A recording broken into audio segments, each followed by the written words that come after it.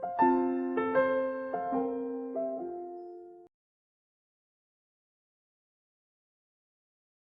noite, o pessoal daqui, hoje está cheio, e o pessoal de casa. Ah, hoje nós vamos falar sobre um tema que sempre me chama muito a atenção, principalmente quando a prece de Cáritas cai no meu caminho. Essa é uma frase, inclusive, da prece de Cáritas, né? Quando no finalzinho da prece se pede ali, Deus dai-me, né, a fé e a razão. E a gente olha essa discussão no Evangelho segundo o Espiritismo e fala bastante, eu acho, que na doutrina sobre a fé raciocinada contra a fé cega, todo o trabalho que Kardec fez de construir um arcabouço científico para codificação. Esse é um dos pedaços que nós vamos discutir hoje, mas também tem um pouquinho aqui do reconhecimento do que é ter fé. Porque, queira ou não, e já já nós vamos discutir isso com mais profundidade, muitas vezes imaginar e pedir ter fé é esperar um milagre. E é exatamente, aí vai contra exatamente tudo que a gente falou aqui, né, nesse início. Então, começando aqui a nossa discussão, você quer que eu... Está funcionando ou não? Né? Mas você consegue passar nele?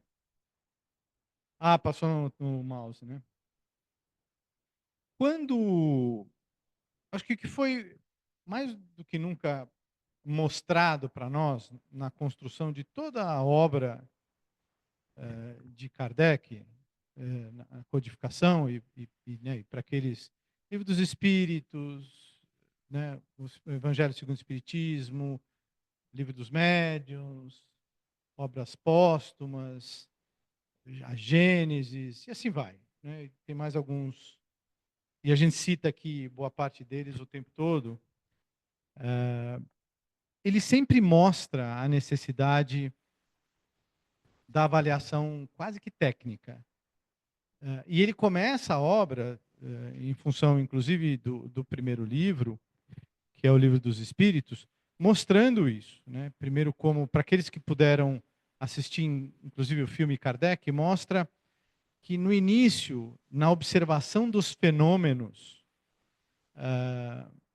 Kardec começou a, pelo menos, estruturar uma metodologia de análise frente a tudo aquilo que ele já tinha aprendido e aplicado na vida, como um homem da ciência, para poder construir essa lógica da doutrina e a comprovação de um mundo que vai além do que a gente consegue enxergar, e mais do que nunca da comunicação entre esses dois mundos, que basicamente é essa estrutura toda da obra dele. E ele, de novo, em todos os outros livros, inclusive depois de desencarnado, dos livros que foram publicados, e eu recomendo aqui sempre, a gente fala muito pouco de obras póstumas, mas é uma obra maravilhosa dele, que foi publicada depois que ele desencarnou, usando uma série de anotações ali, inclusive, que ele tinha deixado. Ele mostra a necessidade que nós temos de buscar essa razão para tudo aquilo que a gente lê, aprende, ouve, compartilha. Então você pega hoje um mundo, e nós vamos falar já já sobre isso, você pega um mundo hoje em que a informação flui numa velocidade enorme por vários canais. Se a gente aplicar um pouquinho do que ele nos ensinou lá atrás, na comprovação daquilo que a gente recebe, vê, que é o que ele utilizou na época, com os recursos que existiam, as coisas se assemelham muito. Então, quando... E eu trouxe até uma das frases no Livro dos Médiuns que fala exatamente sobre isso, sobre a necessidade da gente buscar, frente ao que a gente observa, inclusive de supostos fenômenos, seja lá de onde eles vierem, essa comprovação. Ele quase diz, olha, se fizer sentido do ponto de vista material aqui, do nosso conhecimento, aí sim você pode acreditar, senão não, né? Quando, para aqueles que ainda talvez não tiveram tanto contato com isso, mas quando ele começou a observar a resposta sobre algumas perguntas através de número de batidas na parede, ou do que ele chamava das mesas que respondiam de uma forma, óbvio, a mesa não respondia com boca, né? Ela respondia através de sinais que eram dados, como as batidas na parede. Ele identificou que existia uma inteligência por trás daquela comunicação. E dali ele começou a desenvolver uma série de coisas. E o Livro dos Médiuns, que é a primeira obra em que ele aplica essa metodologia, ele faz exatamente essa checagem, numa obra enorme de perguntas e respostas, em que ele mostra como as coisas efetivamente funcionam do ponto de vista científico. Então, se imaginar que, no final das contas, é uma obra que estabelece uma ciência, uma filosofia, uma religião e assim por diante, tudo que está em torno dela e o que a gente aprende sobre as suas consequências e variações, a gente deveria aplicar o mesmo método, né? O mesmo método que eu quero dizer é esta comprovação. Faz sentido? Se você juntar Lé com Cré, esse negócio tem uma lógica? É isso que ele pede. O problema é que ao longo do tempo, e nós vamos ver isso já já, o que chamou mais atenção? O que chamou a atenção inicial dele no processo? Foram os fenômenos mediúnicos. E ao longo do tempo, o que se desenvolveu mais? Os fenômenos mediúnicos. E aí, isso acabou gerando uma imagem, até da doutrina como um todo, em que a essência dela eram os fenômenos mediúnicos. Nada mais longe da verdade do que isso. Que não foi isso que ele pediu. Ele pediu que a gente estudasse, que a gente evoluísse, que a gente melhorasse os nossos pilares morais, que a gente se conhecesse profundamente, que a gente entendesse a mensagem que o Mestre Jesus nos deixou. Ele nunca pediu para que a gente focasse nos fenômenos mediúnicos. Eles são importantes, sem dúvida nenhuma, mas eles não são a essência da transformação. Mas a gente se apegou a isso, sem dúvida nenhuma. E para nós, aqui no Brasil, ainda se desenvolve, principalmente no século passado, um trabalho maravilhoso do Chico, baseado em psicografia, que acentuou um pouco isso, com comprovações bastante profundas sobre a comunicação entre os dois mundos. Eu imagino que hoje nós estamos vivendo na doutrina a necessidade de buscar a origem, que é o estudo, é o entendimento de como esse processo todo funciona. E mais do que nunca, o autoconhecimento. E já já nós vamos ver aí. E aí nós vamos ver em alguns momentos que o trabalho que é feito numa casa como essa, de acolhimento, com os fenômenos mediúnicos, ele tem muito mais a ver a tratar talvez a consequência. Mas a causa, ela é tratada com o que ele pediu lá no início, que é estudem, leiam, compreendam como são as leis universais, como funcionou efetivamente na prática a experiência que Jesus nos deixou. É isso que vai te mudar. É isso que vai transformar.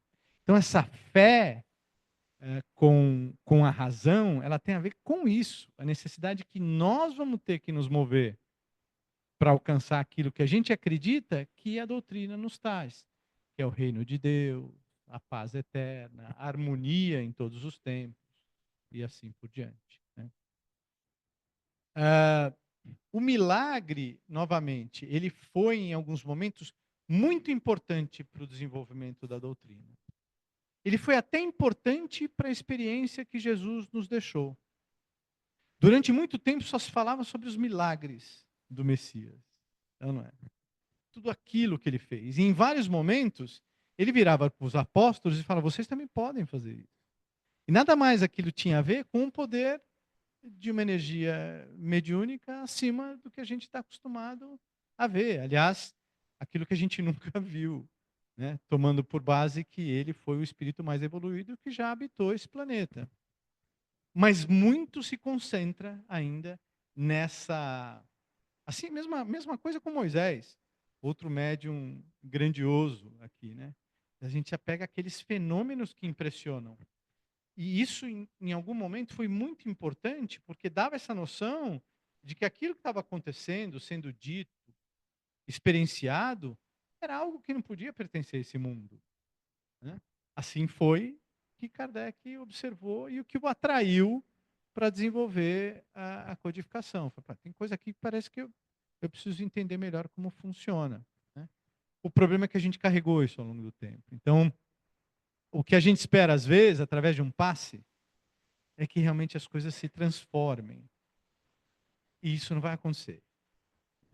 O passe ou qualquer outro trabalho mediúnico, ele pode te trazer um pouco mais de harmonia e equilíbrio, para que aí sim você possa começar a sua própria transformação, que vai passar por essa fé raciocinada, que vai passar pela sua evolução, pela sua compreensão de como funcionam essas leis que estabelecem o progresso hoje, ontem e para sempre.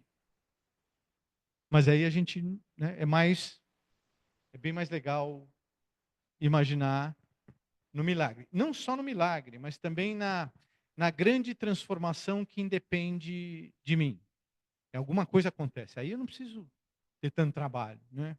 Para mim é a mesma coisa daqueles filmes que falam sobre o fim do mundo, mas um fim do mundo mais ou menos, porque passa uma catástrofe e aí no dia seguinte aparece um céu já azul, um passarinho aqui e ali. Então parece que deu uma rebobinada. E aí vai começar tudo do zero, e aí tudo pode ser diferente, pode ser feito diferente. Isso também não vai acontecer. Quantas vezes vocês já ouviram dizer, olha, o ano tal, dia tal, o mundo vai acabar? Eu já passei por uns 8 desses, né? Vai acabar. Agora vai acabar.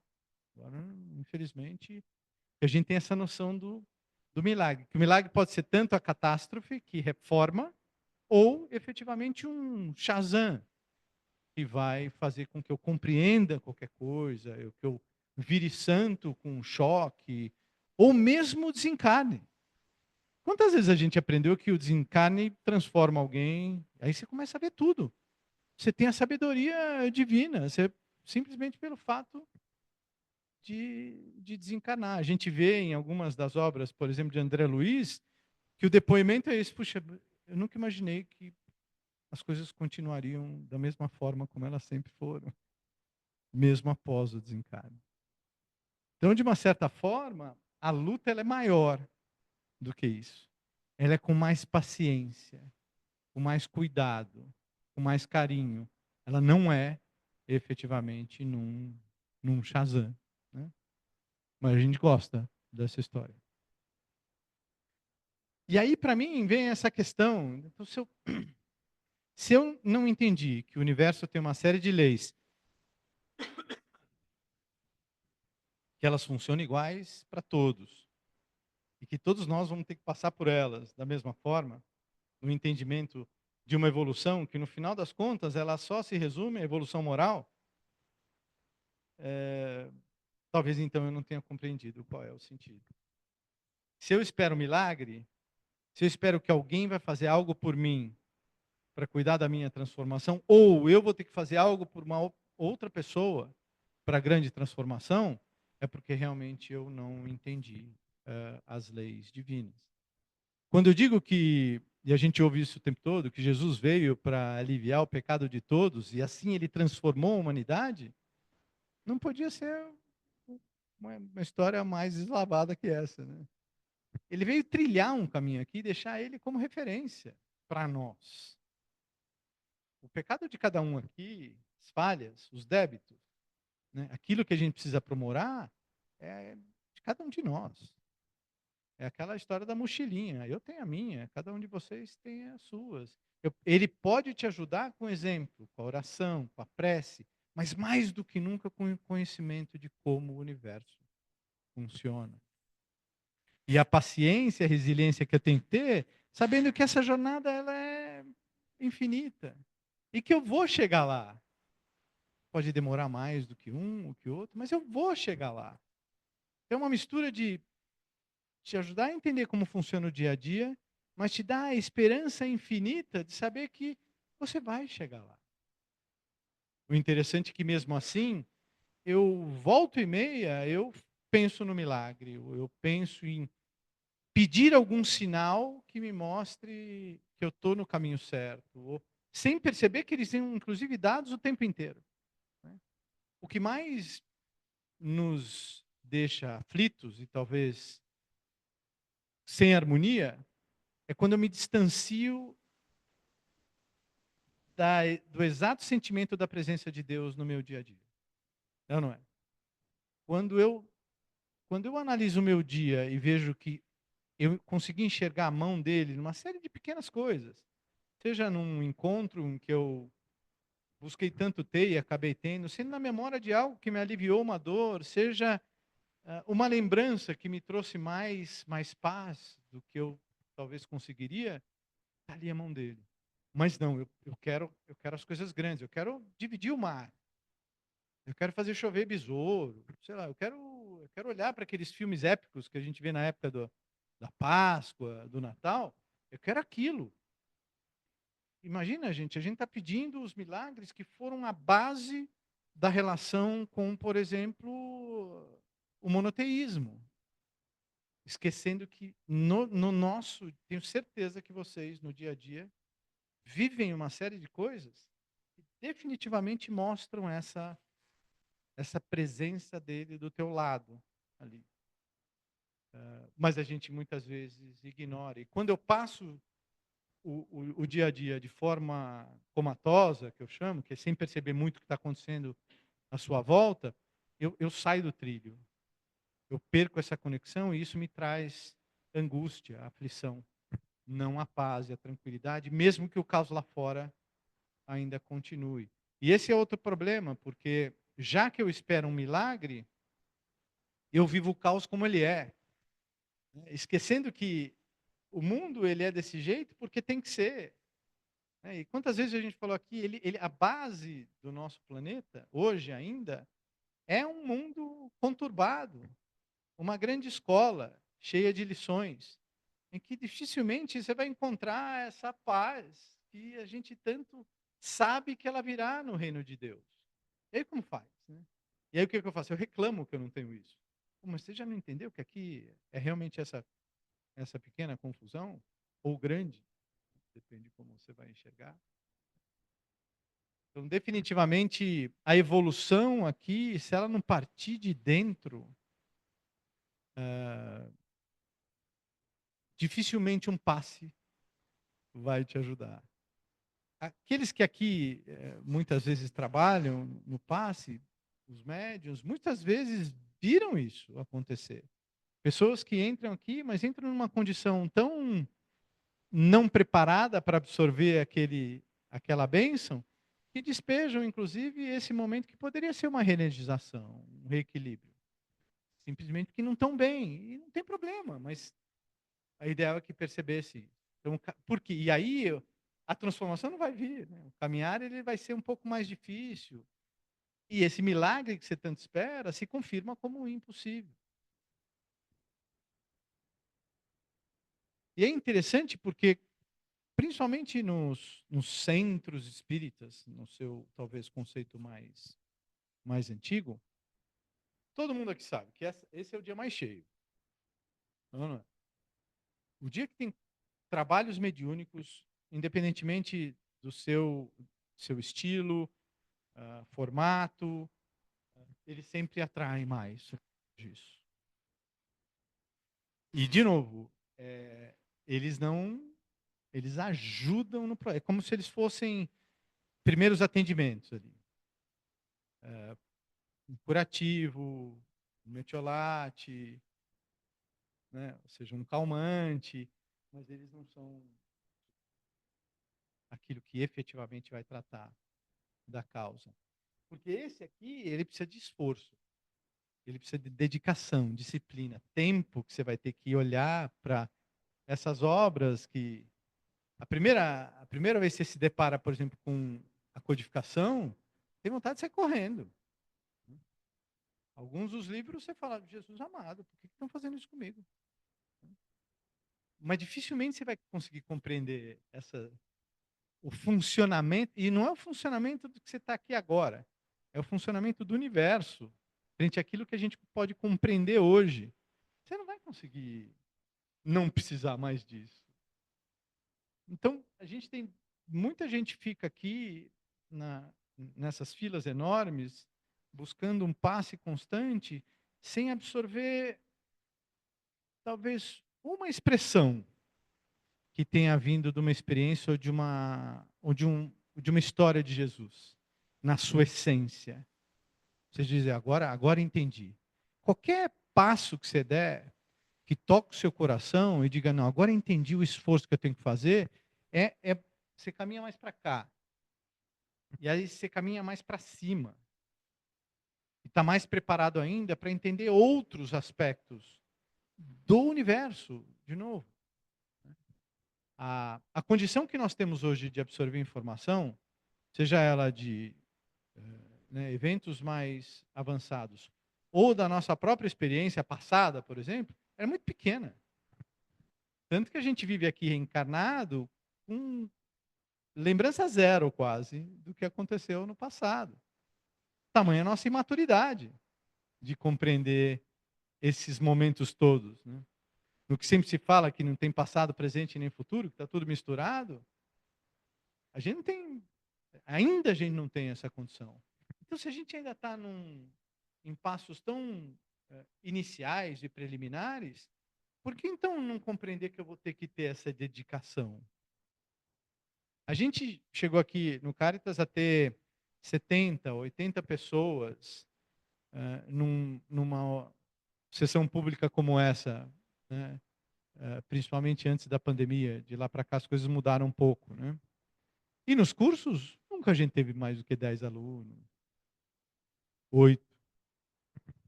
Vários deles a gente passava 2 anos estudando com 3, 4. Não é? Que é essa turma aqui. Ó. Mas quando tinha sessão de passe ou qualquer outro tipo de orientação, lotava. Isso não é uma crítica a quem está nessa fila. Né? Porque ela, se inclusive ela for combinada, é uma maravilha isso.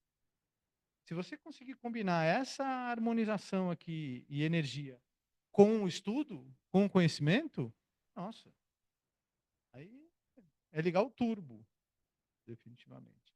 Mas não é o que geralmente a gente faz. Eu procuro aqui o famoso lava-jato. Né? Ali limpa tudo, não preciso nem sair do carro, vou embora, mas eu não faço isso aqui. E o que a gente vem procurando fazer, pelo menos nos nossos cursos ou nos nossos grupos de estudo, é muito mais questionar, inclusive, isso tudo. Né? Olhar para obras não só para a codificação, mas o seu efeito prático. E a gente usa muito aqui André Luiz para nos trazer essa visão mais vivencial desses dois mundos, da falta de conhecimento depois que eu desencarno, do conhecimento que vem depois que eu desencarno. Né? E isso ajuda hoje, ajuda na sua compreensão sobre os seus passos hoje. E esse é o objetivo. Então, quando Jesus diz, olha, eu estou aqui para te ajudar a carregar a sua mochila, é em função de todo esse arsenal que ele deixou à nossa disposição, começando pela experiência dele. Né? Saindo depois da evolução da história dele, com as obras, por exemplo, que Kardec deixou, para que explique um pouco mais. E é interessante porque depois que você se concentra, e geralmente acontece isso, você começa por uma ou duas obras da codificação e depois logo você pula para outras obras, podem ser das psicografadas pelo Chico, né, e usando o Emmanuel ali como seu grande mentor, ou outras tantas. Se você voltar depois para a codificação, você vai perceber que a codificação tem tudo. Não é? E teoricamente você não precisaria caminhar nessa periferia da evolução da doutrina, mas ela enriquece. Mas no final das contas ela enriquece em volta de um grande pilar, que é esse pilar da experiência em que se constatou que existe um mundo que a gente aqui não consegue ver. Existe uma comunicação entre eles e os dois são baseados nas leis do universo, estabelecidas por um Pai maior. e veio aqui um dos seus filhos, como nós somos, para nos dar o depoimento disso, né? Definitivamente. E aí, o que é interessante é porque se eu compreendo, então, que tudo que passar pela minha vida, ou quase todas as ideias, sugestões, experiências que me forem contadas, se eu tiver uma abordagem de, peraí, deixa eu ver se esse negócio faz sentido, talvez nos ajude, principalmente a não desviar muito da rota. Quando eu digo da rota, é essa, de leis estabelecidas que não mudam. Então, se a gente olha, o que você. O Chico tem uma das obras dele que ele fala isso, né? Ele fala, olha, o seu livre-arbítrio, você pode literalmente fazer o que você quiser. Você só precisa estar preparado para as consequências da sua escolha. E é exatamente isso que a gente não está. Primeiro que a gente nem acha que é nossa escolha. Né? Quando acontece alguma coisa ruim, a gente fala, meu Deus do céu, mas por que eu? Ué, porque você que plantou. E agora você está colhendo. Né? Mas a gente não quer ver assim. Né? E aqui é uma. Eu brinco sempre com isso. Oi? Você tinha? Eu tenho a minha até hoje. Eu tenho umas 2 ou 3 em casa. Eu vou trazer. O Wilson era um companheiro aqui de trabalho nosso, que já desencanou. E teve uma época que ele cuidava da livraria, né? E vendia tudo que ele podia, né? E essa folhinha é uma folhinha interessante, porque ela tem todos os dias do mês, em cada dia do mês, tem lá um trecho de uma das obras, algumas delas de Kardec, outras de um livro psicografado do Chico. E essa do dia 29 sempre me pega muito. Aliás, eu já estou com elas há tantos anos que eu já sei a do dia 12, algumas eu já. E aqui o que diz o seguinte, o que diz é o seguinte, ela fala, olha, toda vez que aparecer uma ideia nova, eu vim vier com algo que você ainda não conhece, mas que inspira alguma atenção, cuidado, curiosidade, veja se aquilo passa pelo crivo da razão e do bom senso. Se não passar, vamos dizer que seja uma doutrina e falar, o negócio é o seguinte, você tomou esse chá, e aqui de novo, pelo amor de Deus, eu não estou fazendo crítica, tomou esse chá, acabou. Direto para o céu, não porque o chá é ruim, mas porque você se eleva, né? Vira, junto vem a harpa, vem tudo. Aí você olha para cá, será que esse negócio faz sentido? O mundo não funciona muito assim. É para ajudar nisso. E quando ele diz, você não precisa buscar essa informação lá fora. É a razão e o bom senso. Ou seja, se eu estou te explicando que uma doutrina ela tem por A mais B essa consequência, esse resultado, e aquilo faz sentido para você, faz sentido pela compreensão que você tem do mundo que você conhece em volta, aí é isso que ele pede. Tentando tirar o que a gente vê em grandes capítulos ali do próprio Evangelho, que é, vocês vão conhecer falsos profetas. É exatamente isso. É para tentar, olha, cuidado com essas ideias, sugestões que fogem completamente da compreensão do mundo que a gente está aqui hoje. Porque provavelmente elas não têm sentido nenhum. E ainda diz, olha, é melhor você refutar uma série de verdades nesse processo de análise do que acabar admitindo uma só falsidade. E por que isso? Aí não vem a visão também do pecado. Não, não é isso. É que você vai buscar um atalho, provavelmente depois você vai ter que voltar e começar a jornada de novo. Ele está tentando nos ajudar com eficiência, com rapidez. É só isso.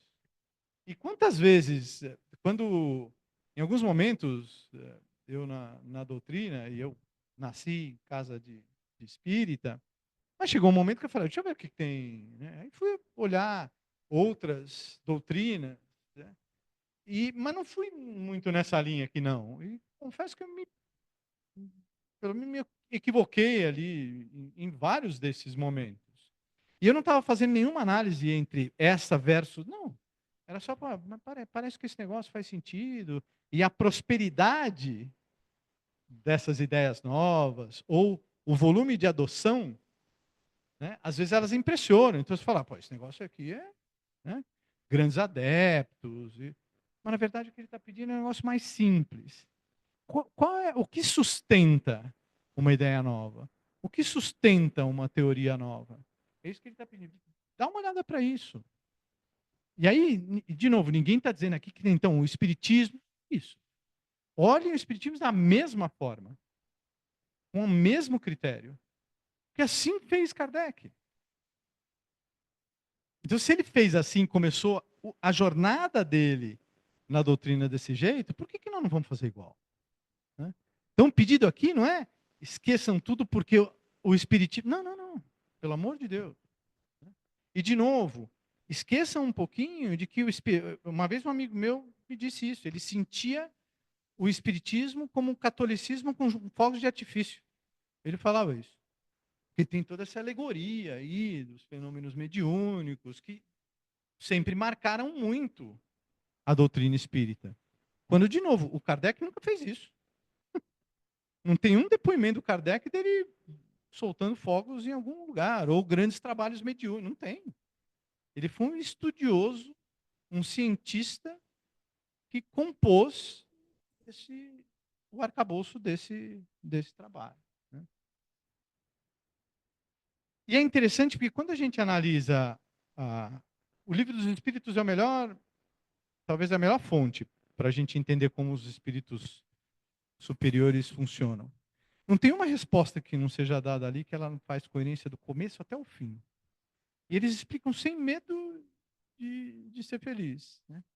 Quando eles percebem que muitas vezes dá uma dor na espinha, né, André? Quando ele fala, desculpa, mas isso aqui você ainda não vai entender. Aí dá aquela, puxa. Né? É o máximo que eles fogem, talvez, de uma estrutura bem respondida. Mas ali mostra o cuidado que tem em fazer com que as coisas se combinem, façam sentido, tenham bom senso. Eu lembro uma vez que eu não sei quem perguntou, foi na minha casa, de por que quando a criança nasce, ela chora. E aí alguém tem uma explicação que deve ter sido mais de meia hora. Nos primeiros 5 minutos eu ainda ouvi, depois eu perdi. E eu fiquei com isso, juro por Deus, anos na minha vida, porque eu nunca entendi. E aí tinha aquela explicação, em alguns momentos que eu acho que os médicos davam, que ela precisou soltar o pulmão, sei lá o quê, liberar. Tinha lá uma explicação qualquer. E outro dia eu vi uma explicação dessa numa obra espírita, não sei nem se foi André Luiz, que exatamente dizia, não, é porque é um momento importante de você cativar aquele amor materno, que vai estar acima de tudo, nos momentos mais difíceis dessa relação, ao longo de uma jornada na Terra. Porque o choro, ele traz essa necessidade da mãe dizer, não, eu preciso proteger esse ser, mais do que nunca. Então, tinha uma explicação lá, que eu falei, pô, esse negócio... Então, pode até ser que ele ajude nas vias respiratórias, parará, mas ele tem um componente mais profundo. E aí tem depoimentos muito interessantes, falando de por que que... Então, o que eu quero dizer com isso, esse exemplo pequeno, é que é assim que eles agem. Eles trazem uma visão muito mais ampla, muito mais coesa de como e muito mais profunda ao mesmo tempo de como as coisas funcionam. Então, dificilmente você vai ouvir de um espírito superior, você, porque é assim, entendeu? É assim. Será que eu preciso desenhar para você entender? Não, dificilmente eles vão. Né? Aliás, um dos maiores exemplos que é dado na relação com o espírito superior é esse: é a linguagem utilizada. É a forma como é falado, o carinho que é utilizado, o respeito que vem de dentro, e assim por diante. Né? E aí é muito interessante que eu, pelo menos, se vocês pararem hoje, forem olhar o WhatsApp de vocês, de quantos grupos vocês estão, provavelmente vocês vão ter um choque. Eles não sabem da quantidade. Né? E todos esses grupos, que passam de algumas dezenas, vocês recebem 1 zilhão de informações por dia. Né? Entre elas, uma série de questões que, em momentos principalmente conturbados, como nós estamos vivendo, falam sobre a invasão do mundo alienígena a esse planeta, que vai destroçar todo mundo, as pirâmides que vão virar de ponta cabeça, e você vai descobrir que aqueles são grandes mísseis que vão nos ajudar numa guerra intergaláctica. O que talvez seja importante nessas mensagens apocalípticas que a gente recebe, ou, ao mesmo tempo, de remédios muito breves e baratos, que vão te curar e fazer você evoluir para ao longo da eternidade, usa aquele exemplozinho que Kardec usou. Bom senso, razão. Será que isso faz sentido? Eu recebo várias vezes pessoas que me mandam essas mensagens dizendo, será que isso é possível? E o cara já está apavorado, já está num bunker em casa, e falou que às 3 horas vão vir todos os ETs que já foram produzidos no universo. Vejam.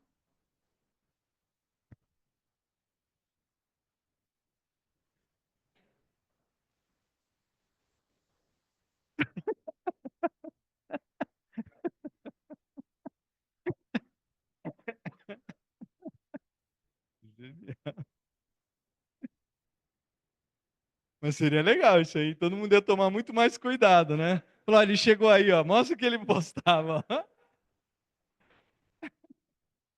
Mas eu uma vez aprendi numa. Logo que chegou, surgiu o e-mail, né, gente? Eu vivi sem e-mail muitos anos da minha vida. Mas logo que chegou, as empresas começaram a treinar as pessoas para mandar e-mail, né? Tomar cuidado com o que escrevia.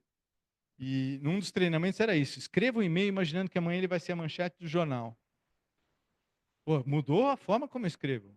Porque, cara, manchete do jornal é mais ou menos isso. Vai postar, vai aparecer lá no. Mas em todos os ministérios de todas as comunidades, né? Tem que ser assim, não pode ser só num. Ah, pois é. E vai aparecer, né? Por isso que eu digo, as mensagens como é que fala? Estabilizar, desestabilizar. Isso aí. Pegaram? Então é isso aí que ele falou. Ó. Essas mensagens, elas não podem ajudar. Se elas não ajudam, não é possível que aquele negócio veio para realmente colaborar conosco. Gente que quer o desequilíbrio, cara, não está aqui para remar com a gente. Então é isso que eu acho que precisa, de uma certa forma, fazer parte, começar a fazer parte desse crivo que ele pede tanto. O trabalho aqui de união e colaboração mútua, ele é para a gente ir para frente.